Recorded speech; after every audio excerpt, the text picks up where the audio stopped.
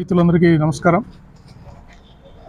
ఈరోజు ఈ గుడ్లవల్లేరు శేషాద్రిరావు గుడ్లవల్లేరు ఇంజనీరింగ్ కాలేజీలో జరిగిన సంఘటన గురించి ఇన్వెస్టిగేషన్ అప్డేట్స్ గురించి మీకు తెలియజేయడానికి ప్రెస్ మీట్ ఏర్పాటు చేయడం జరిగింది. సో మీకు అందరికీ తెలుసు, 29వ తారీఖు ఆగస్టున రాత్రి లేడీస్ హాస్టల్లో కొంతమంది విద్యార్థినులు ఈ థర్డ్ ఫ్లోర్లోనే కామన్ బాత్రూమ్స్లో స్పై కెమెరాస్ పెట్టి కొన్ని వీడియోస్ని రికార్డ్ చేశారు. వాటికి బయటికి పంపించారని చెప్పేసి గర్ల్స్ స్టూడెంట్స్ చాలామంది అజిటేషన్ చేశారు. అది మళ్ళీ వైరల్ అయిపోయేసి మొత్తం కాలేజీలో ఉండే ladies, girls students, boys students అందరూ కూడా ఒక అజిటేషన్ చేయాల్సి వచ్చింది. సో దీని గురించి సమాచారం తెలిసిన వెంటనే లోకల్ పోలీసు ఆ రోజు రాత్రే రష్ అయ్యి లా అండ్ ఆర్డర్ అంతా మెయింటైన్ చేయడం జరిగింది. అంత నెక్స్ట్ డే 30వ తారీఖు మన రాష్ట్ర ముఖ్యమంత్రి వర్యులు గౌరవనీయులు శ్రీ చంద్రబాబు నాయుడు గారు కూడా ఒక కమిటీని పంపించారు. మినిస్టర్ శ్రీ కొల్ల రవీంద్ర గారు, తర్వాత జిల్లా కలెక్టర్ గారు, జిల్లా ఎస్పీని పంపించి ఇక్కడ ప్రెమిసెస్ అంతా స్టూడెంట్స్ తోటి మాట్లాడి ఆ రోజు లా అండ్ ఆర్డర్ మెయింటైన్ చేయడానికి, వారిలో అనుమానాలు నివృత్తి చేయడానికి వారంతా ప్రయత్నం చేశారు. తర్వాత ఈ కేసులో స్టూడెంట్స్ నుంచి కంప్లైంట్ తీసుకొని ఈ క్రిమినల్ కేసు కూడా రిజిస్టర్ చేయడం జరిగింది.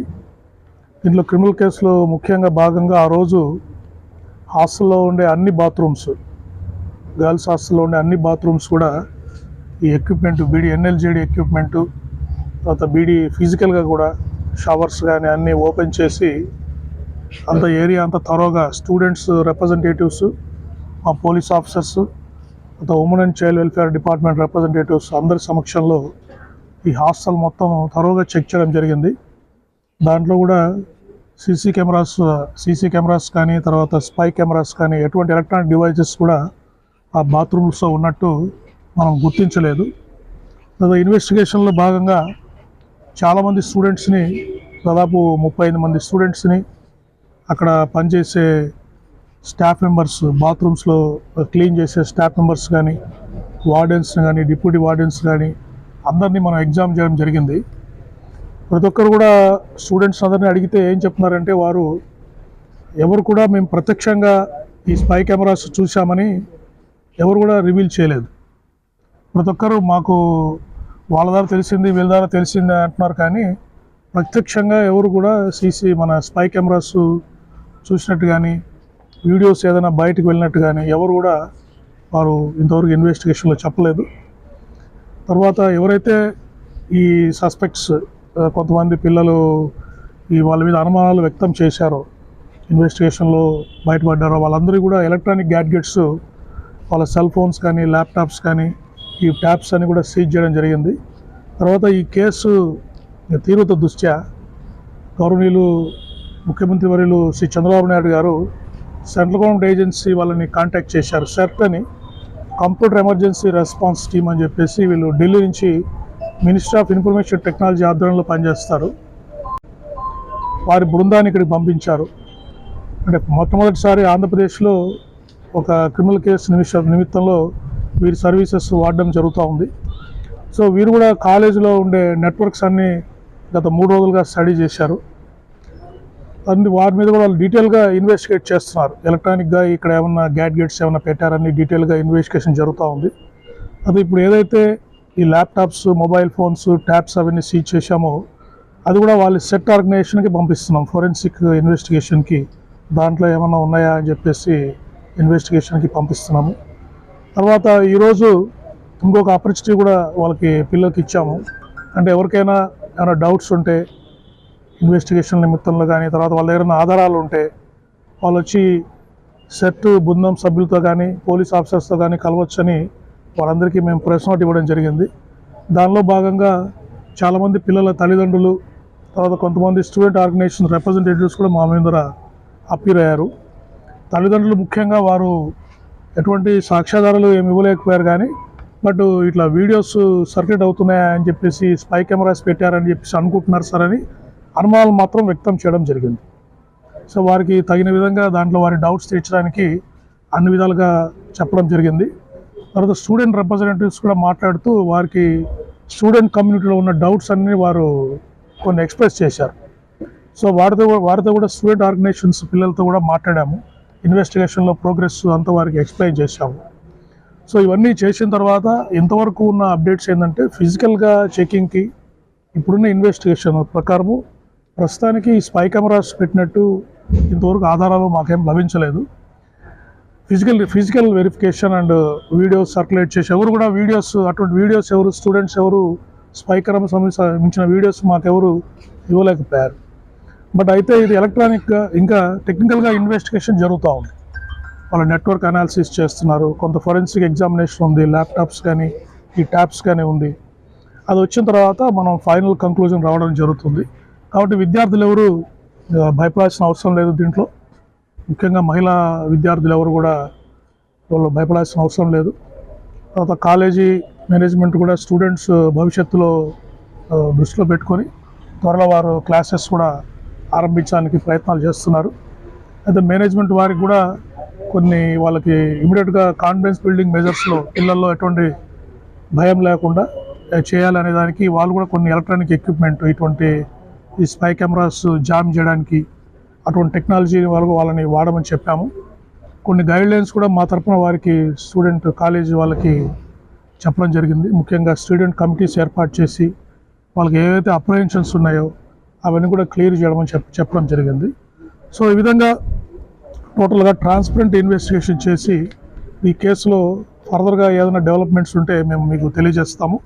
ఇప్పుడు కూడా అప్పీల్ చేస్తున్నాము. ఎవరికైనా ఎనీ ఎవిడెన్స్ ఏదైనా ఉంటే కూడా దీనికి సంబంధించి మాకు డైరెక్ట్గా అప్పీల్ చేయొచ్చు. అంతేకాకుండా ఈ కేసుని మా డీజీపీ గారు ముఖ్యంగా 3 ఐజీలను కూడా నియమించారు. నాతో పాటు ఒక ఐజీ పిఎండ్ఎల్ రామకృష్ణ గారిని, తర్వాత IG SEB special investigation bureau Ravi Prakash గారు కూడా ఈ బృందంలో నియమించారు.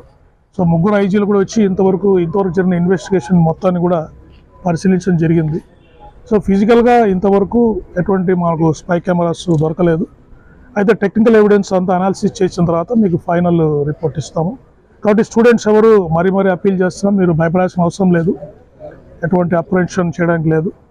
తర్వాత మీరు ఇంకోటి నేను అందరికీ అప్పీల్ చేస్తుందంటే ఇది కాలేజీ చాలా ప్రెస్టీజియస్ ఇన్స్టిట్యూషన్. దాదాపు 11,000 మంది స్టూడెంట్స్ ఇక్కడ చదువుతున్నారు. ఫైనల్ ఇయర్ పిల్లలు వాళ్ళకి ఎగ్జామ్స్ త్వరలో ఉన్నాయి. కాబట్టి వాళ్ళ క్లాసెస్ అవి రెజ్యూమ్ కావాలి.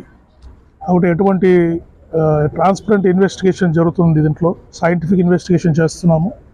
కాబట్టి మీరు ఎవరు కూడా అనవసరమైన ఆందోళనకు తావిచ్చి పిల్లల భవిష్యత్తు కూడా ఇబ్బంది లేకుండా ఉండాలని నేను కోరుకుంటున్నాను. ఒక కాలేజీ రెజ్యూమేషన్ కానీ వాళ్ళ చదువులకు కానీ ఇబ్బంది లేకుండా ఉండాలని నేను కోరుకుంటున్నాను.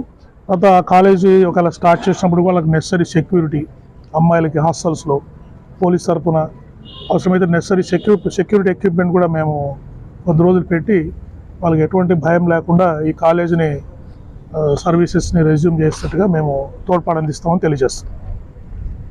టెక్నికల్గా చెక్ చేస్తున్నారు, దాన్ని పరిశీలిస్తున్నారు. దాని పూర్తి స్థాయి నివేదిక రావడానికి ఎన్ని రోజులు సమయం పడుతుంది? అంటే మేము త్వరగా ఇవ్వమని కోరుతున్నామండి. ఈ వీకెండ్ లోపలనే ఈ వారాంతానికే మేము ఇవ్వమని వారిని కోరుతున్నాము. టైం పట్టచ్చు, 1 or 2 days అటు ఇటు పట్టచ్చండి. సార్ స్పై కెమెరా లేవంటారు, మరి ఈ వార్త స్ప్రెడ్ అవ్వడం అక్కడ కారణం ఏంటి? అసలు ఈ వార్త ఎక్కడి నుంచి స్ప్రెడ్ అయింది? సో అదే ఇప్పుడు డీటెయిల్డ్ ఇన్వెస్టిగేషన్ మీకు త్వరలో తెలియజేస్తాము.